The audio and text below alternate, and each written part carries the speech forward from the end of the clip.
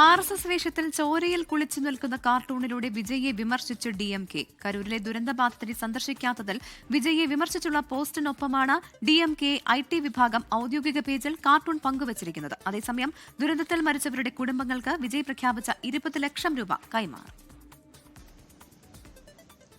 കരൂർ ദുരന്തബാധിതരെ വിജയ് സന്ദർശിക്കുന്നത് വൈകുന്ന സാഹചര്യത്തിലാണ് DMKയുടെ വിമർശനം. RSS വേഷത്തിനൊപ്പം TVK ഷോളും ധരിച്ച വിജയ് പുറംതിരിഞ്ഞു നിൽക്കുന്ന കാർട്ടൂൺ DMK IT വിഭാഗം പങ്കുവച്ചു. ഷർട്ടിലും കൈയിലും ചോരപ്പാടുകളുണ്ട്. കരൂരിലെ ഇരകളെ വിജയ് അപമാനിക്കുന്നതായി വിമർശനക്കുറിപ്പിൽ പറയുന്നു. സ്ക്രിപ്റ്റ് തയ്യാറാകാത്തതുകൊണ്ടാണോ വിജയ് ഇതുവരെ കരൂരിലെത്താത്തതെന്നും പോസ്റ്റിൽ പരിഹാസമുണ്ട്. TVKയ്ക്ക് NDA സഖ്യത്തിലേക്ക് ക്ഷണം കിട്ടിയ പശ്ചാത്തലത്തിൽ കൂടിയാണ് വിജയെ RSS വേഷത്തിൽ അവതരിപ്പിക്കുന്ന കാർട്ടൂൺ.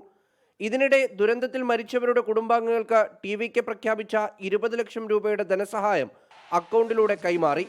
അപകടത്തിന്റെ പശ്ചാത്തലത്തിൽ ഇത്തവണ പാർട്ടിയുടെ പേരിൽ ദീപാവലി ആഘോഷങ്ങൾ നടത്തരുതെന്നും മരിച്ചവർക്കായി അനുശോചന യോഗങ്ങളും പ്രത്യേക പ്രാർത്ഥനയും നടത്തണമെന്നും TVK ആഹ്വാനം നൽകി. 24 ചെന്നൈ.